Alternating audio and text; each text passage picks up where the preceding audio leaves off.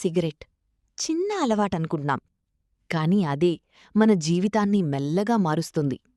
మొదట స్టైల్ కోసం, స్నేహితుల కోసం ఒక్కసారి ట్రై చేద్దామనిపిస్తుంది. కాని అది అలవాటుగా మారుతుంది. అలవాటు అవసరంగా మారుతుంది. మీరు సిగరెట్ తాగుతున్నప్పుడు మీరు ఒక్కడే కాదు, మీ కుటుంబం కూడా బాధపడుతుంది. మీరు దగ్గుతున్నప్పుడు మీ అమ్మ గుండె కొట్టుకుంటుంది. మీ పిల్లలు మిమ్మల్ని చూస్తూ భయపడతారు. ఏంటంటే టొబాకో ఏ ఫామ్లో తీసుకున్నా అంటే అంబారు, గుట్కా, తంబాకు, బీడీ, సిగరెట్ వీటన్నిటిలో డేంజరే. చాలామంది ఈ మధ్య ఏం చేస్తున్నారంటే ఈ సిగరెట్ కానీ వేపింగ్ అని చేస్తున్నారు. ఆ ఈ సిగరెట్ వీటిలో కూడా నికోటిన్ రావడం వల్ల దానివల్ల వచ్చే సైడ్ ఎఫెక్ట్స్ వస్తున్నాయి. అది అడిక్షన్ తగ్గిస్తుంది కానీ మనకి వచ్చే సైడ్ ఎఫెక్ట్స్ మాత్రం అన్నీ వస్తున్నాయి అన్నమాట. సో ఒక స్మోకింగ్ కానీ టొబాకో కానీ ఏ రూపంలో తీసుకున్నా పక్షపాతము, చూపు పోవడము, గొంతు క్యాన్సరు, తర్వాత అన్నవాహిక క్యాన్సరు, కడుపు క్యాన్సరు, ఊపిరితిత్తుల క్యాన్సరు, తర్వాత స్పర్మ్ కౌంట్ తగ్గడము, హార్ట్ అటాక్స్, తర్వాత గుండె కొన్నిసార్లు లయబద్ధంగా కొట్టుకోకుండా సడన్గా అయిపోవడము, ఇలాంటివి చాలా జరుగుతాయి. కొన్నిసార్లు ఏంటంటే కాళ్ళకి సప్లై చేసే రక్తనాళాలు ఎఫెక్ట్ అయ్యి గ్యాంగ్రీన్ వచ్చి కాలు తీయాల్సిన పరిస్థితి కూడా రావచ్చు. సో ఒక స్మోకింగ్ ఆపేయడం వల్ల మనం ఎన్ని వ్యాధులకు దూరం ఉంటాం. ఇంకోటి మనం చాలామంది గుర్తుపెట్టుకోవాల్సింది ఏంటి అంటే కొందరు ఇంట్లో హస్బెండ్స్ కానీ వేరే బ్రదర్స్ ఎవరైనా స్మోకింగ్ చేస్తూ ఉంటారు. వాళ్ళ ఇంట్లో ప్రెగ్నెంట్ లేడీస్ ఉన్నారనుకోండి, వీళ్ళు వదిలే పొగ వల్ల కూడా ప్రెగ్నెంట్ లోపల పిండం ఎఫెక్ట్ అవ్వచ్చు. ఏ విధంగా అంటే అది కార్బన్ మోనాక్సైడ్ రిలీజ్ చేయడం వల్ల ప్రెగ్నెంట్లో ఉన్న పిండానికి గ్రోత్ తగ్గడం కానీ, అర్లీగా డెలివరీస్ అవ్వడం కానీ, సడన్గా చనిపోయిన బేబీ పుట్టడం కానీ ఇలాంటివి జరుగుతాయి అన్నమాట. సో మనం రెస్పాన్సిబుల్ ఫాదర్గా ఉన్నప్పుడు స్మోకింగ్ అనేది మన బిడ్డ కోసం, మన భార్య కోసం కూడా ఆపాల్సి వస్తుంది. ఈ ప్యాసివ్ స్మోకింగ్ వల్ల చాలామంది కూడా ఎఫెక్ట్ అవుతారు.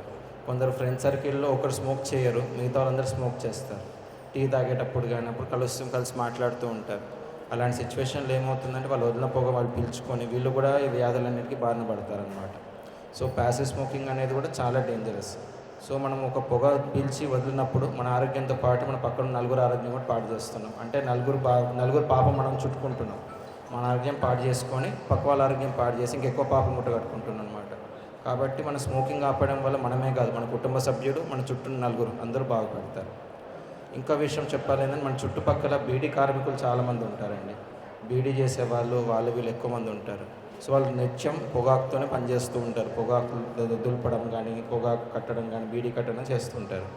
దానివల్ల ఏమవుతుందంటే చాలా వరకు కూర్చుండడం వల్ల మోకాళ్ళ నొప్పులు వస్తాయి. అవే కాకుండా ఆ పొగాకుని వాళ్ళు డైరెక్ట్ పీలుస్తారు. సో వాళ్ళు పొగాకు అలవాటు లేకుండా బీడీ చేయకపోయినా ఆల్మోస్ట్ బీడీ చేసినట్టు అవుతుంది అనమాట వాళ్ళకి. కొందరు లేడీస్ చాలామంది చేస్తుంటారు బీడీ కార్మికులు. వాళ్ళు కొన్ని ప్రెగ్నెంట్ లేడీస్ కూడా కొన్నిసార్లు పనికి వెళ్తారు కొంచెం ఫైనాన్షియల్ ఇష్యూస్ వల్ల. వెళ్తున్నప్పుడు వాళ్ళ బేబీస్ ఎఫెక్ట్ అవుతాయి. కొన్నిసార్లు ప్రెగ్నెన్సీలో మనకి బీపీ పెరగడం వినే ఉంటారు. ఈ స్మోకింగ్ అలవాటు ఉన్న వాళ్ళకి, ఇలా తంబాకు ఎక్స్పోజ్ అయ్యే వాళ్ళకి ఎక్కువ రిస్క్ ఉంటుంది. సో మనకి చాలా వరకు తెలిసింది ఏంటంటే హార్ట్ అటాక్, పక్షవాతం వరకే తెలుసు. కానీ ఇన్ని రకాల వ్యాధులు తంబాకు రూపంలో వస్తుంది. లేడీస్కి ఎఫెక్ట్ అవుతుంది. ఈ మధ్యకాలంలో బీడీ కార్మికులకు కూడా చూస్తున్నాను రొటీన్గా హార్ట్ అటాక్స్ వస్తున్నాయి. వాళ్ళకి అలవాట్లు ఏం లేవు. అడిగితే బీడీ రోజు వర్క్ చేస్తాను 6 to 7 hours అని చెప్తున్నారు. సో అక్కడ ఎక్స్పోజ్ అవుతున్నారు. సో ఇవన్నీ ఏరియాస్లో ఎఫెక్ట్ చేసుకొని తగ్గించుకోవాలి. వాళ్ళకి ఆల్టర్నేటివ్ సిచ్యువేషన్ కానీ కలిపేయాలి. ఇప్పుడు బీడీ కార్మికులు అదో తప్ప వేరే ఇంకా ప్రొఫెషన్ ఉండదు. సో వాళ్ళకి ఆల్టర్నేటివ్ ప్రొఫెషన్ ఇప్పిస్తే మనం వాళ్ళ ఆరోగ్యం కాపాడుకోవచ్చు, వాళ్ళు ఫైనాన్షియల్గా స్టేబుల్ చేసుకోవచ్చు. ఒక్క స్మోకింగ్ ఆపేయడం వల్ల కనీసం 80% హార్ట్ అటాక్స్ అవాయిడ్ చేయొచ్చండి. అంటే నాకు 80% పేషెంట్స్ ఓన్లీ స్మోకింగ్ ఉన్న వాళ్ళే ఉన్నారు హార్ట్ అటాక్స్ వల్ల. సో స్మోకింగ్ ఆపేస్తే ఇంతమంది ఎఫెక్ట్ తగ్గుతుంది. ఇంకోటి మనకి ఇప్పుడు ఆల్కహాల్ వైన్ షాప్స్కి ఎలా అయితే రెగ్యులేషన్స్ పెట్టారో పాన్ డబ్బాలకి వాటికి కూడా రెగ్యులేషన్స్ పెట్టాలి. ఇప్పుడు ఒక సందులో కనీసం 3-4 ఉంటున్నాయి పాన్ డబ్బాలు. యాక్సెస్ అనేది చాలా పెరిగింది. ఏది చూసుకోకుండా నచ్చినట్టు ఇస్తున్నారు. సో ఎటువంటి రిస్ట్రిక్షన్స్ కానీ పోలీస్ విజిలెన్స్ కానీ లేదు.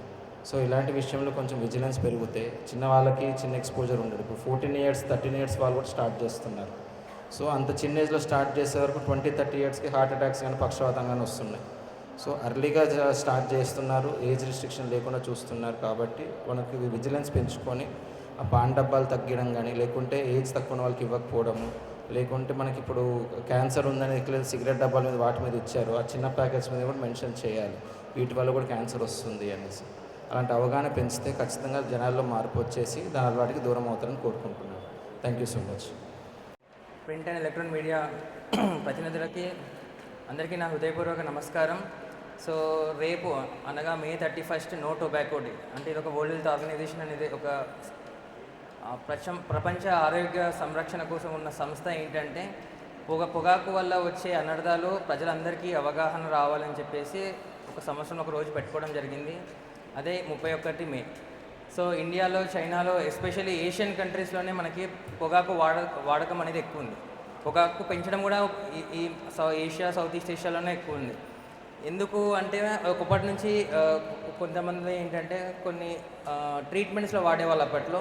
మెల్లమెల్లగా ఇప్పుడు గంజాయి కావచ్చు, పొగాకు కావచ్చు, అన్నీ మెల్లమెల్లగా మెడిసిన్స్ నుంచి కొంతమందికి అలవాట్లాగా అయిపోయింది. సో డిపెండెన్స్ అంటాం.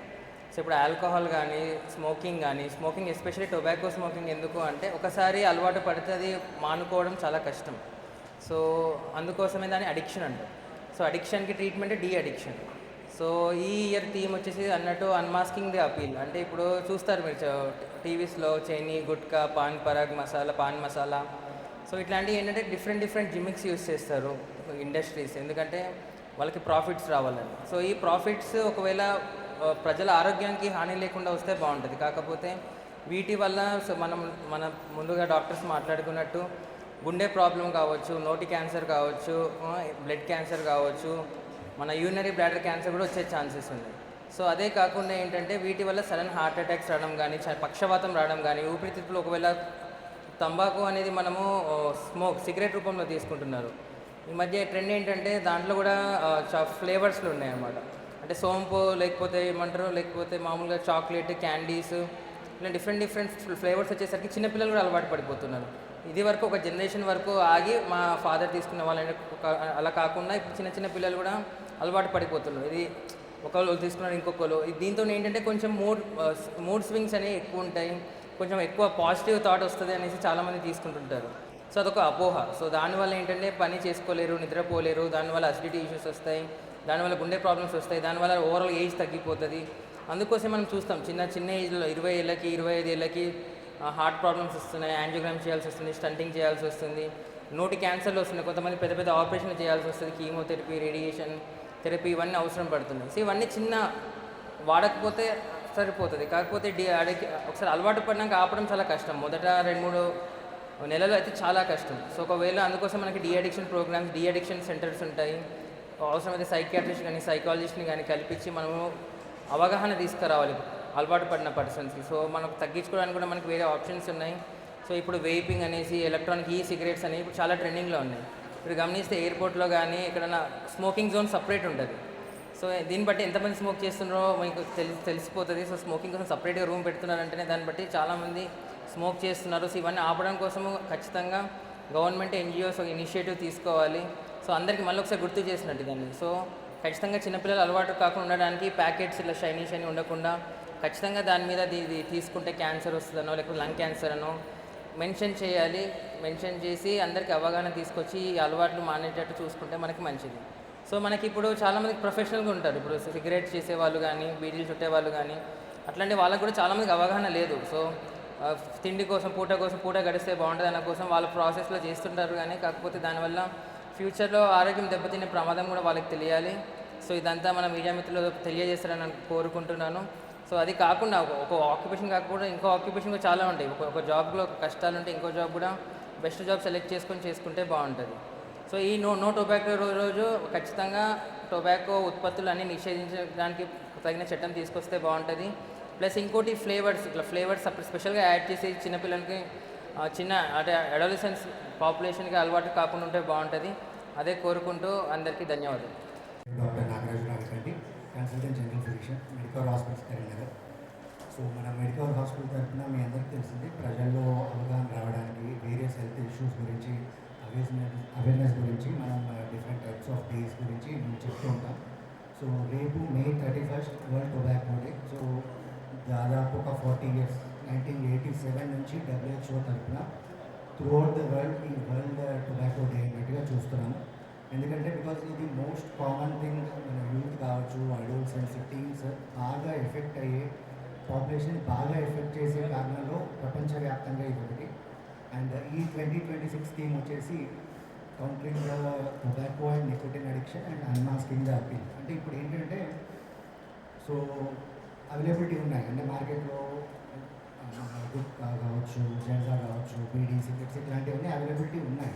But at the same time ఏంటంటే కంపెనీస్ కొత్త తరహా మార్కెటింగ్ తీసుకొస్తున్నాయి. లేకంటే సోషల్ మీడియా ఇన్ఫ్లుయెన్సర్స్ కావచ్చు, ఫ్లాషీగా ప్యాకేజింగ్ కావచ్చు, సైజ్ అండ్ అవైలబిలిటీని ఈజీగా చేయడం కావచ్చు. ఇవన్నీ ఏంటంటే యూత్ పర్టికులర్గా 15 to 25 మధ్యలో ఉన్న వాళ్ళు ఏంటంటే ఒక్కసారి దానికి అడిక్ట్ అయితే కనుక దీని అడిక్టివ్ పొటెన్షియల్ చాలా ఉంటుంది కాబట్టి వాళ్ళకు లైఫ్ లాంగ్ వాళ్ళ ఇబ్బంది ఎక్కువ అవుతుంది. సో దీన్ని కౌంటర్ చేయడానికి అంటే ఎంత అవైలబుల్ ఉన్నా కూడా మనం దాన్ని వాళ్ళకి యూత్ కావచ్చు, టీకి పర్టికులర్గా యంగ్ అడల్ట్స్ వీళ్ళందరికీ కూడా ఇది అవైలబుల్ ఎక్కువ కావద్దు, అంటే దీనికి ఎక్కువ వాళ్ళు వ్యామోహం చెందొద్దు అనే ఉద్దేశంతో ఈ ఇయర్ థీమ్ అనేది ఎందుకు చెప్తున్నాం అంటే ఆల్మోస్ట్ మనకి ఇండియాలో చూసుకుంటే మన జనాభా 140 కోట్లు అందరు 140 నుంచి 150 కోట్లలో దాదాపు 30% ఏదో ఒక రకమైన టొబాకో యూజ్ చేస్తున్నారు.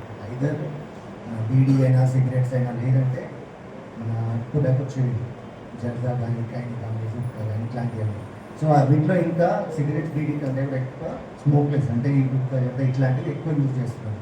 సో దీనివల్ల ఏమవుతుందంటే సింపుల్గా చెప్పాలంటే ఆల్మోస్ట్ మన భారతదేశంలో 10 మంది ఓరల్ క్యాన్సర్స్ ఉంటే దాంట్లో 9 మంది కూడా ఇట్లాంటి స్మోక్లెస్ టొబాకోతో వచ్చినాయి. సో మనం ఎంత ప్రివెంట్ చేయగలుగుతామో ఆలోచించాలి. అంటే ఇన్ని డెత్స్ ఎంత మార్బిడిటీ ప్రివెంట్ చేయగలుగుతామో మీ అందరి ద్వారా ప్రెస్ ద్వారా అందరికీ ప్రజలకు తెలియాలి. అండ్ గవర్నమెంట్ పరంగా కూడా ఈ టొబాకో డే సందర్భంగా doctors various health care societies చేసే విజ్ఞప్తి ఏంటంటే టొబాకో ప్రోడక్ట్స్ పైన ఇంకా బ్యాన్ ఖచ్చితంగా ఉండేటట్టు చూసుకోండి కుదిరినంత వరకు. అండ్ డిజిటల్ మార్కెటింగ్ లేదా సోషల్ మీడియా మార్కెటింగ్ పైన కూడా ఒక కన్నేసి పెద్దగా అంటే ప్రజల్లో ఏంటంటే వాటి మీద వ్యామోహం చెందద్దు, వాటికి ఆకర్షితులు కావద్దు అనే ఒక మెసేజ్ని మనం గవర్నమెంట్ కూడా దయచేసి మన హెల్త్ కేర్ సొసైటీస్ తరఫున విజ్ఞప్తి చేస్తున్నాము. అండ్ ప్రజల్లో కూడా ఇది మీ జీవితము, వన్స్ ఒకసారి మీరు అడిక్ట్ అయితే కనుక చాలా చాలా ఇబ్బంది పడాల్సి వస్తుంది. మేము ఇప్పుడు ఫిజిషియన్గా వేరియస్ కేసెస్ చూస్తూ ఉంటాము. ఎవ్రీడే ఆల్కహాల్ అడిక్షన్ ఎంత సివియరో దానికంటే టొబాకో అడిక్షన్ ఇంకా ఎక్కువ. అంటే ఒక 2-3 డేస్ రెగ్యులర్గా అలవాటు ఉన్న వాళ్ళు తీసుకోకపోతే కనుక వాళ్ళలో ఎంత విచిత్రమైన ప్రవర్తన చూస్తామో, ఎంత కోపోద్రిక్తమైన ప్రవర్తన చూస్తామో నాకే తెలుసు. సో ఇదేంటంటే addictive potential is much more compare to alcohol. So మీ ఆరోగ్యం మీ చేతిలోనే ఉంది, ఇది కంప్లీట్గా ప్రివెంటబుల్. డెఫినెట్గా మీరు ఎవరో వాడుతున్నారు, ఫ్రెండ్స్ వాడుతున్నారు, ఇంకొకరు ఫోర్స్ చేస్తున్నారు అని అయితే తీసుకోకండి. Thank you.